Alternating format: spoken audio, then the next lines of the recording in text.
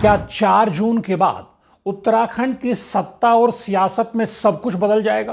क्या मुख्यमंत्री पुष्कर सिंह धामी के सामने आगे खाई और पीछे कुएं वाले हालात बन सकते हैं? क्या मंत्रियों की परफॉर्मेंस का ऑडिट भी होना तय है? कई मंत्रियों पर गाज गिरने की पटकथा भी लिखी जा चुकी है। प्रदेश अध्यक्ष से लेकर जो बाहर से भानुमति का कुनबा जोड़ा गया है, उन पर भी बड़ा फैसला हो सकता है। यानी 4 जून के बाद उत्तराखंड में बहुत कुछ बदलने जा रहा है।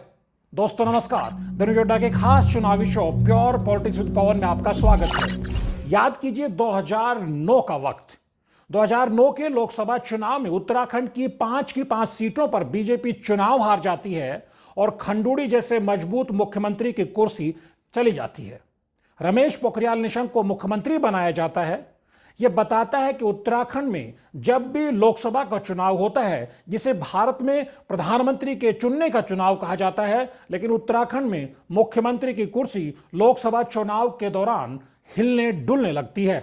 2009 में 5 सांसद जब कांग्रेस के आ गए तो जनरल खंडूड़ी को जाना पड़ता है। 2014 में जरूर 5 सांसद बीजेपी के आए, लेकिन तब कांग्रेस का केंद्रीय नेतृत्व इतना कमजोर हो गया था कि वह हरीश रावत जो तत्कालीन मुख्यमंत्री थे उनसे कोई हिसाब किताब कर पाते। लेकिन कांग्रेस में मैसेज जरूर दौड़ गया था उत्तराखंड में कि अब हरीश रावत और कांग्रेस के साथ रहना है तो उनकी सियासी नैया डूबना तय है। यही वजह कि 18 मार्च 2016 को विजय बहुगुणा के नेतृत्व में कांग्रेस के 9 विधायक बगावत कर जाते हैं। प्रदेश में राष्ट्रपति शासन, स्टिंग ऑपरेशन से लेकर तमाम ड्रामा देखने को मिलता है, लेकिन जो संदेश विजय बहुगुणा और हरक सिंह रावत जैसे नेता भाप जाते हैं, 2017 के विधानसभा चुनाव में उसी की परिणति होती है और कांग्रेस उत्तराखंड के इतिहास की सबसे करारी हार झेलती है। फिर उसके बाद 2019 का लोकसभा चुनाव आता है।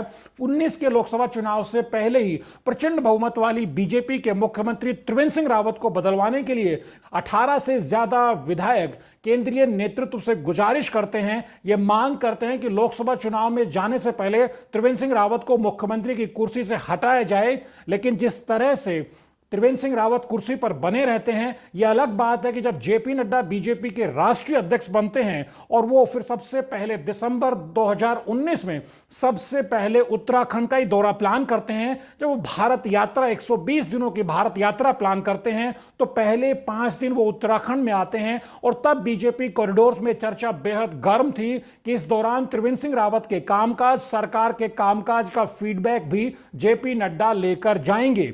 बीजेपी के जानकारों ने यह माना भी कि सारा फीडबैक वो लेकर चले गए हैं और त्रिवेंद्र सिंह रावत की कुर्सी जाने ही वाली थी कि 2020 के मार्च में देश में कोरोना का पहला लॉकडाउन लग जाता है और कोरोना के चलते त्रिवेंद्र सिंह रावत की कुर्सी 1 साल के लिए बच जाती है। यानी वो अगले 1 साल तक मुख्यमंत्री बने रहते हैं और 2021 में जब वो खुद को बेहद सुरक्षित महसूस कर रहे थे और वो गैरसैंण में बजट सत्र बुला करके गैरसैंण को उत्तराखंड की ग्रीष्मकालीन राजधानी घोषित करने का बड़ा और ऐतिहासिक फैसला लेते हैं, तब दिल्ली में उनके राजनीतिक भाग्य का फैसला हो जाता है और बजट सत्र के दौरान ही उनको मुख्यमंत्री की कुर्सी से चलता कर दिया जाता है। शायद भारत के इतिहास में किसी राज्य में पहली बार हुआ कि जब बजट सत्र आहूत था और उस राज्य के मुख्यमंत्री की कुर्सी चली गई थी।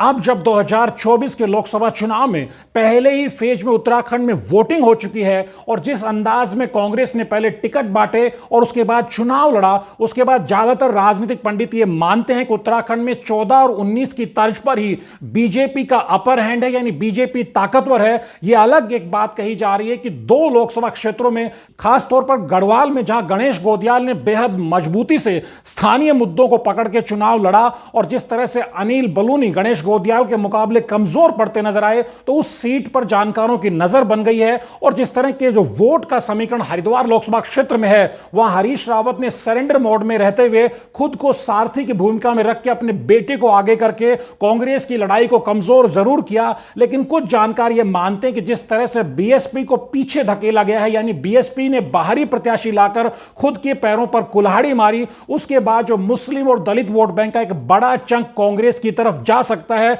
जो हरीश रावत के बेटे वीरेंद्र रावत को चुनावी लड़ाई में त्रिवेंद्र सिंह रावत के मुकाबले लेकर आ गया है। इस वजह से उत्तराखंड में माना जा रहा है कि जो दो लोकसभा क्षेत्र हैं, गढ़वाल और हरिद्वार, वहां कांग्रेस बीजेपी को टक्कर देती दिख रही है। नतीजे कुछ भी हो सकते हैं, लेकिन मोटे तौर पर माना जाता है कि 2014 के बाद से प्रधानमंत्री नरेंद्र मोदी की लहर उत्तराखंड के हर चुनाव में देखने को मिली है। फिर दो विधानसभा चुनाव हो या फिर दोनों पिछले लोकसभा चुनाव हो, तीसरा लोकसभा चुनाव है। लेकिन कुल मिलाकर के अगर हम चर्चा करें कि अगर उत्तराखंड में एक आध सीट पर बीजेपी को नुकसान होता है, तो सीधे तौर पर इसका सबसे बड़ा नुकसान मुख्यमंत्री पुष्कर सिंह धामी को होगा, क्योंकि उत्तराखंड से प्रधानमंत्री नरेंद्र मोदी का खासा लगाव है। वो लगातार केदारनाथ और बद्रीधाम आते रहते हैं। इसके अलावा ऋषिकेश कर्णप्रयाग जैसी रेल लाइन और उसके अलावा कई दूसरे प्रोजेक्ट्स उत्तराखंड में कई सौ करोड़ के काम केंद्र सरकार चलवा रही है। इस नजरिए से बीजेपी उत्तराखंड को अपना बहुत मजबूत किला मानकर चल रही है। यही वजह है कि प्रधानमंत्री ने पिछले दो चुनावों के मुकाबले जब वो 5-5 रैलियां करते थे, इस बार उन्होंने 2 ही रैलियां की हैं।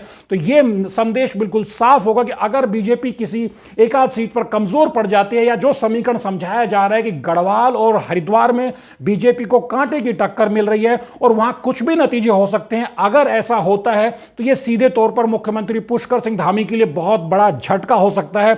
लेकिन अगर उत्तराखंड में 2014 और 2019 की तर्ज पर अगर पांचों सीटें 2024 में भी बीजेपी जीत जाती है, बड़े अंतर से जीत जाती है, तो निश्चित तौर पर इसका सियासी फायदा मुख्यमंत्री पुष्कर सिंह धामी को भी मिलेगा। लेकिन इसी समीकरण को जब समझते हैं, दूसरे पहलू पर भी हम जाते हैं। आप जानते हैं कि इस लोकसभा चुनाव ने उत्तराखंड की पॉलिटिक्स के कई डायनेमिक्स को बदल दिया है।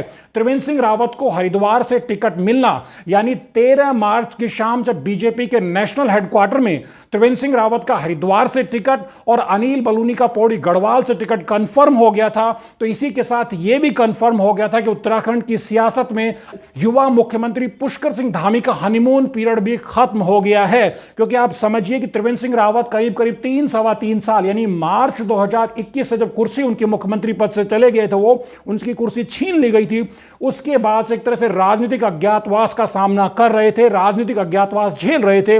उनको हरिद्वार में टिकट दिया जाता है। 13 मार्च को रमेश पोखरियाल निशंक, जो केंद्र में शिक्षा मंत्री भी रहते हैं, उत्तराखंड के पूर्व मुख्यमंत्री हैं, उनका टिकट काट करके जब त्रिवेंद्र सिंह रावत को टिकट दिया गया, तो यह बताता है कि त्रिवेंद्र सिंह रावत की बीजेपी में जबरदस्त जोरदार राजनीतिक वापसी हो गई है। और उसके अलावा जिस तरह से अनिल बलूनी जो 2014 और 2019 में, या समझिए कि 2017 में मुख्यमंत्री बनते बनते 2022 में मुख्यमंत्री की रेस से बाहर हो गए, यानी 2 लोकसभा चुनाव में टिकट नहीं पा जाते हैं और 2 विधानसभा चुनाव में मुख्यमंत्री की रेस में पिछड़ जाते हैं।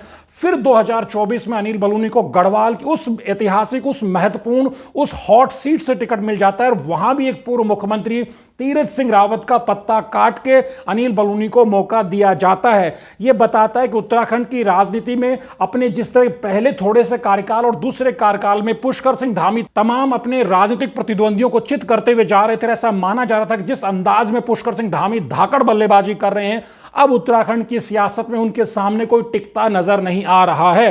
लेकिन 13 मार्च को जब दिल्ली के नेशनल बीजेपी हेडक्वार्टर से त्रिवेंद्र सिंह रावत और अनिल बलूनी के टिकट का ऐलान हो गया, तो वहां से संदेश साफ हो गया कि बीजेपी नेतृत्व अपने 2 नेताओं यानी 2 धड़े भी अब खड़े कर रहा है। अनिल बलूनी की मुख्यमंत्री बनने की राजनीतिक महत्वाकांक्षाएं सभी समझते हैं। बीजेपी कॉरिडोर्स में हर कोई जानता है कि अनिल बलूनी सांसद बनकर शांत नहीं बैठने वाले हैं। अगर उनको केंद्र में मंत्री भी बनाया जाता है जीतने के बाद, तो भी वो शांत नहीं बैठने वाले हैं। उनकी नजर उत्तराखंड की मुख्यमंत्री की कुर्सी पर है। यह अलग बात है कि त्रिवेंद्र सिंह रावत करीब 4 साल मुख्यमंत्री रह चुके हैं, तो त्रिवेंद्र सिंह रावत से उतना ज्यादा खतरा मुख्यमंत्री की कुर्सी को लेकर पुष्कर सिंह धामी को नहीं है। लेकिन अनिल बलूनी से निसंदेह खतरा है, क्योंकि अनिल बलूनी की राजनीतिक महत्वाकांक्षाएं हैं कि वो उत्तराखंड में मुख्यमंत्री की कुर्सी पर बैठें और प्रदेश की सेवा करें, जैसा वो दावा भी गढ़वाल से सांसद की लड़ाई में करते रहे हैं।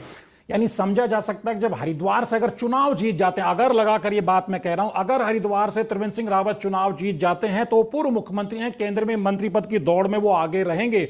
और जिस तरह राजनाथ सिंह से लेकर अमित शाह जो गृह मंत्री हैं वो नंबर 2 है बीजेपी की सत्ता में और पार्टी में जिस तरह उनका दबदबा है, उसके बाद वो अनिल बलूनी को लेकर बहुत बड़ी बात कहते हैं। तो ये भी समझा जा सकता है कि मंत्रिमंडल में जगह पाने में अगर अनिल बलूनी भी जीत जाते हैं तो रेस में सबसे आगे होंगे। ये समझा जा सकता है कि दो दो ध्रुव खड़े हो जाएंगे। अब तक हरिद्वार की राजनीति में सबसे बड़े ध्रुव मदन कौशिक होते थे, लेकिन वो साइडलाइन है, वहां स्वामी यतीश्वरन, संजय गुप्ता जैसे लोग मुख्यमंत्री पुष्कर सिंह धामी के साथ जमे हुए थे। लेकिन अगर वहां से सांसद के तौर पर, बीजेपी सांसद के तौर पर त्रिवेंद्र सिंह रावत आगे बढ़ जाते हैं, दिल्ली पहुंच जाते हैं, तो हरिद्वार जिले की राजनीति में अब मुख्यमंत्री पुष्कर सिंह धामी थोड़ा बैकफुट पर होंगे और वहां त्रिवेंद्र सिंह रावत और मदन कौशिक की जोड़ी काम करेगी। यानी मुख्यमंत्री के जो कैंप है उसके लिए हरिद्वार में झटका लगेगा।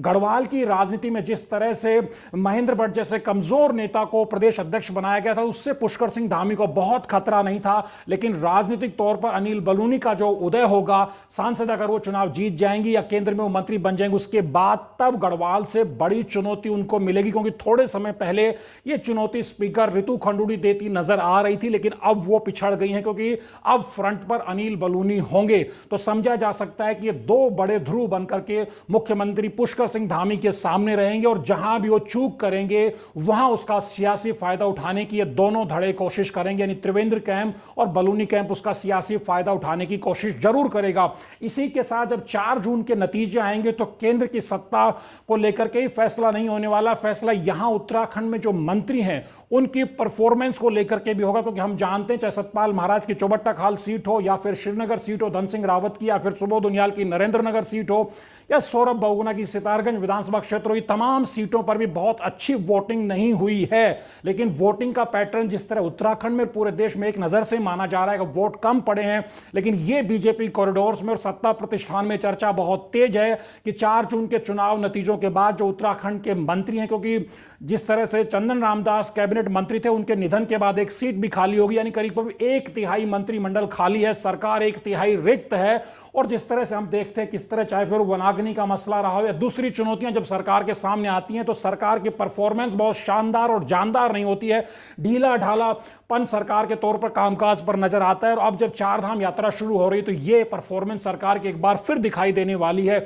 सबसे बड़ी बात यह कि क्या इन मंत्रियों की परफॉर्मेंस भी ऑडिट होगी, देखा जाएगा कि सुबोध उनियाल के क्षेत्र में कितना लीड बीजेपी को मिल पाती है, सतपाल महाराज अपनी विधानसभा क्षेत्र में, धन सिंह रावत या सौरभ बहुगुणा या रेखा आर्य, ये तमाम जो मंत्री हैं वो अपने विधानसभा क्षेत्रों में बीजेपी प्रत्याशियों के लिए कितना मुफीद साबित होते हैं, कितना बड़ा वोट बैंक लेकर के आते हैं, ये इनकी परफॉर्मेंस का ऑडिट का बड़ा फैक्टर होने वाला है। उसके अलावा इन तमाम मंत्रियों ने अपने विभागों में किस तरह परफॉर्म किया है, क्योंकि अब जब गणेश गोदियाल जैसे नेता तो 2027 की तैयारी में है, तो बीजेपी अपने तरीके से अब 2027 के मोड में आने वाली है। बीच में भले लोकल बॉडी इलेक्शन हो, लेकिन एजेंडा 2027 होने वाला है, तो तमाम मंत्रियों की परफॉर्मेंस भी देखी जाएगी। उसके अलावा जिस तरह से महेंद्र भट्ट को राज्यसभा भेजा गया है, वो प्रदेश अध्यक्ष हैं, क्या वो प्रदेश अध्यक्ष पद पर बने रहेंगे, जिसकी संभावना लंबे समय तक अब कम नजर आ रही है। तो क्या रमेश पोखरियाल निशंक के जो समर्थक हैं वो अक्सर दावा करते रहते हैं कि निशंक को ये जिम्मेदारी दी जा सकती है, किसी और दूसरे चेहरे को जिम्मेदारी दी जाएगी, इस पर भी नजर रहने वाली। और सबसे बड़ी बीजेपी के सामने दुविधा यह भी रहने वाली है कि जो बाहर से दुनिया भर के नेताओं को इकट्ठा किया गया, 15,000 से ज्यादा नेता कार्यकर्ता बीजेपी ने इस लोकसभा चुनाव से पहले अपनी पार्टी में, अपने कुनबे में जोड़ लिए हैं। लोकल बॉडी इलेक्शन को लेकर के उनको किस तरह से जिम्मेदारियां दी जाएंगी, क्योंकि हम देख चुके हैं टिहरी में चाहे दिनेश दनय वर्सेस किशोर उपाध्याय का झगड़ा रहा हो या दूसरी सीटों पर भी झगड़ा देखने को मिल रहा है, चाहे लैंसडौन की बात करें, चाहे बद्रीनाथ की बात करें या दूसरे विधानसभा क्षेत्र। तो कुल मिलाकर के कहा जा सकता है कि 4 जून को देश में किसकी सरकार बनेगी, केंद्र में किसकी सरकार बनेगी, देश का प्रधानमंत्री कौन बनेगा, प्रधानमंत्री नरेंद्र मोदी सत्ता में जीत की हैट्रिक बनाने वाले हैं या क्या होगा, उस पर अपनी नजर रहने वाली, उसके अपने समीकरण है। लेकिन यह तय बात है कि उत्तराखंड में नतीजे चाहे जो रहे, 5 सीटों पर बीजेपी जीत जाए, उसे 1 या 2 सीट का चाहे नुकसान हो जाए, जो भी परिस्थितियां रहें, लेकिन उत्तराखंड के सियासी यानी उत्तराखंड के पॉलिटिकल कैनवस पे बहुत कुछ बदलाव इंतजार कर रहा है 4 जून का। उसके बाद बहुत कुछ बदलाव होता नजर आएगा, एक के साथ एक बदलाव की तस्वीर हमको देखने को मिलेगी। और निश्चित तौर पर मुख्यमंत्री पुष्कर सिंह धामी के लिए बड़ा चैलेंजिंग वक्त भी शुरू हो सकता है अगर बीजेपी को वो रिजल्ट नहीं मिल पाए, वो नतीजे नहीं मिल पाए जिसकी उम्मीदें बीजेपी के राष्ट्रीय नेतृत्व प्रधानमंत्री नरेंद्र मोदी और गृह मंत्री अमित शाह को है। द न्यूज़ अड्डा के वीडियोज़ को लाइक कीजिए, चैनल को सब्सक्राइब करिए और हमारे वीडियोज़ को शेयर भी करना मत भूलिए। नमस्कार।